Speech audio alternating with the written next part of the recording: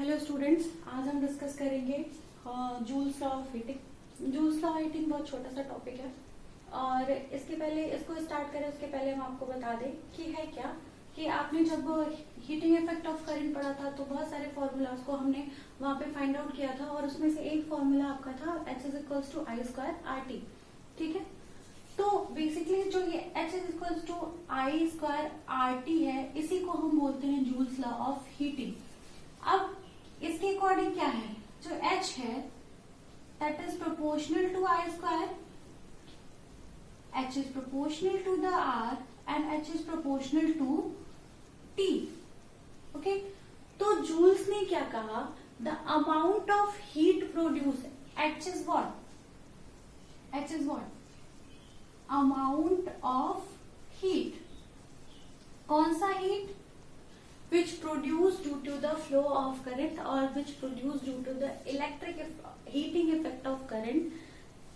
Okay, so amount of heat is proportional to the square of the current. It means कि अगर हम किसी conductor को में जब करंट फ्लो कराएंगे, suppose I amount of current इस कंडक्टर के थ्रू फ्लो कर रहा है, तो इस कंडक्टर में जो हीटिंग इफेक्ट जनरेट होगा वो डायरेक्टली प्रोपोर्शनल होगा किसके, इसमें फ्लो करने वाले करंट के स्क्वायर के।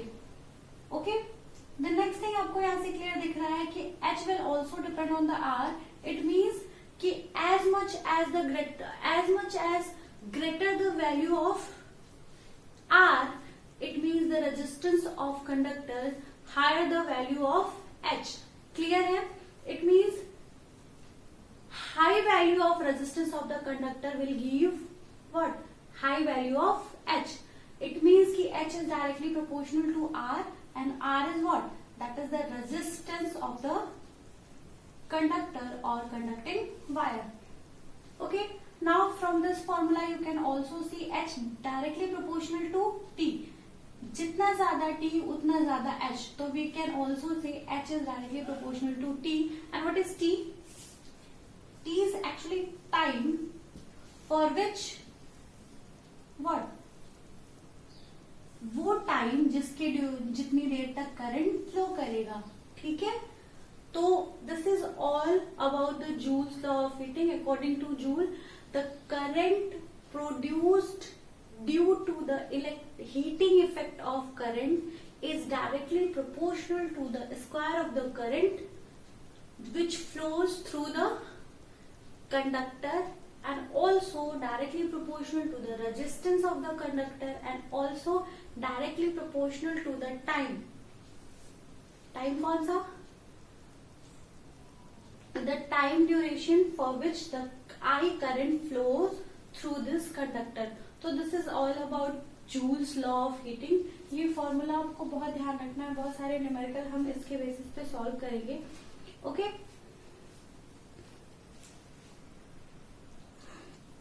सो students, now we will see कि अगर हम I और V के बीच में एक ग्राफ प्लॉट करें तो हमको किस टाइप का ग्राफ मिलेगा। तो अगर आप थोड़ी सी पीछे की चीजें को रिवाइंड करो तो ओम्स लॉ आपको क्या कहता है, ओम्स लॉ ये कहता है V is directly proportional to I। Okay, या I is directly proportional to V, both are dependent. Okay, तो सिंपल सी चीज है कि अगर आप ग्राफ प्लॉट करोगे, this is for V and this is for I, तो क्या है, डायरेक्टली प्रोपोर्शनल है, तो इस केस में हमको जो ग्राफ मिलेगा वो यूनिफॉर्म मिलेगा कि नहीं। इट मीन जैसे जैसे V बदलेगा वैसे वैसे I बदलेगा, जैसे जैसे I बदलेगा वैसे वैसे ही V भी चेंज होगा। तो जो ग्राफ हमको मिलेगा V और I के बीच में वो ऐसा होगा। ठीक है, ये जस्ट लाइक है जैसा आपने प्रीवियस क्लास में यूनिफॉर्म मोशन का ग्राफ पढ़ा था, और यूनिफॉर्म मोशन में भी आपने क्या पढ़ा था कि यूनिफॉर्म मोशन क्या होता है कि इक्वल इंटरवल ऑफ टाइम में अगर इक्वल डिस्टेंसेस कवर करे कोई ऑब्जेक्ट तो जो मोशन होगा वो यूनिफॉर्म होगा। तो क्या होता है यहाँ पे भी जैसे जैसे V बदलेगा वैसे वैसे ही I बदलेगा, और इस तरीके का जब भी डायरेक्टली प्रोपोर्शनल दो क्वांटिटीज आपस में होती हैं तो उनके बीच का जो ग्राफ मिलता है हमको यूनिफॉर्म यूनिफॉर्म मोशन की तरह ही मिलता है। अगर आप पीछे की क्लास से, मैंने यूनिफॉर्म मोशन वर्ड इसलिए यूज किया ताकि आप याद कर पाए कि आपको ग्राफ कैसा मिला था। तो अब आप एक और चीज कर सकते हैं, आप चाहें तो एक्स एक्सिस पे करंट प्लॉट कर सकते हैं और वाई एक्सिस पे वोल्टेज, आपकी इच्छा है। बट जो करेक्ट एक पैटर्न होता है वो हम एक्स एक्सिस पे वी को रिप्रेजेंट करते हैं और आई को वाई एक्सिस पे। अब यहाँ से एक और चीज है कि अगर हमसे पूछ ले कि किसी ग्राफ से आपको रेजिस्टेंस चाहिए इस ग्राफ से, तो how would you find out कि ग्राफ से रेजिस्टेंस कैसे होगा। अब आप फिर से याद करिए कि ग्राफ रेजिस्टेंस होता क्या है। रेजिस्टेंस मतलब V by are.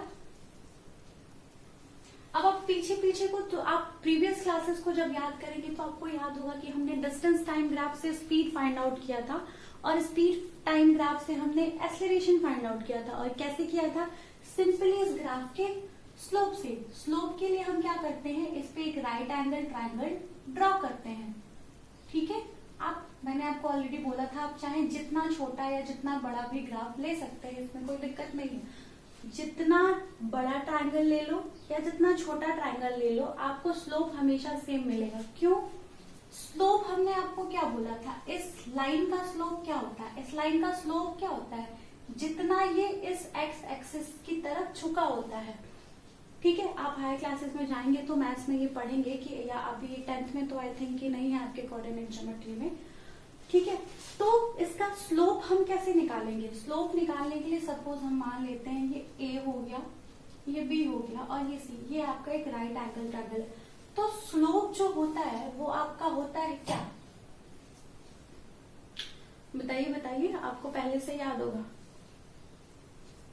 Slope is equals to होता है BC upon AB, that is BC upon AB, okay. Perpendicular upon base, ठीक है। अब अगर आप BC देखो तो BC है क्या, what is this, this is actually I, and what is this AB, this is actually what, ये V है ना, तो V बाई I, ठीक है। यहां से हमको मिलेगा क्या, 1 बाई आर, और ऑब्वियसली अगर आपको R चाहिए तो हम कर देंगे क्या, जस्ट ये जो वैल्यू मिलेगी हम कर देंगे AB बाई BC, ओके। तो you can easily calculate resistance if the graph is given between I and V। Question number 7 जो है NCERT का, वो बिल्कुल ऐसे ही है। आपको V और I के बीच में ग्राफ प्लॉट करना है और फिर वहां से रेजिस्टेंस फाइंड आउट करना है। आपके लिए बहुत आसान हो जाएगा जब आप ये समझ लेंगे, ठीक है। आई होप कि कोई दिक्कत नहीं होनी चाहिए। सिंपल आपको यूनिफॉर्म मोशन का ग्राफ पता था, वैसा ही होगा V और I के बीच में, क्योंकि दोनों डायरेक्टली प्रोपोर्शनल है एक दूसरे के, ठीक है। जब भी दो क्वांटिटीज डायरेक्टली प्रोपोर्शनल होंगी, उनके बीच का जो ग्राफ होगा वो हमेशा वैसा ही आएगा जैसा यूनिफॉर्म मोशन का आता है। यूनिफॉर्म मोशन मैं बार बार इसलिए रिपीट कर रही हूँ क्योंकि वो आप प्रीवियस क्लास में पढ़े हैं। उसके बाद से सिंपल आप ऑलरेडी प्रीवियस क्लास में ये करके आए हैं कि हम डिस्टेंस टाइम ग्राफ से हमने निकाला था स्पीड, वेलोसिटी टाइम ग्राफ से हमने निकाला था एक्सेलरेशन, कैसे, स्लोप से। स्लोप के लिए हम क्या करते थे, एक राइट एंगल ट्रायंगल बनाते थे। यहाँ हमको जो स्लोप मिलेगा वो हमको रेजिस्टेंस देगा। राइट एंगल ट्रायंगल बनाइए, जितना बड़ा या जितना छोटा वो आपकी इच्छा है। इस बारे में हम बहुत बार बात कर चुके हैं आप सबसे, तो आपको पता होगा। तो दिस इज हाउ कि अगर आपको रेजिस्टेंस फाइंड आउट करना है ग्राफ प्लॉट करके I और B के बीच में, तो आप कर सकते हैं। आई होप कि ये सारी चीजें क्लियर होंगी और न्यूमेरिकल सॉल्व करने में आपको ज्यादा आसानी होगी। Thank you so much.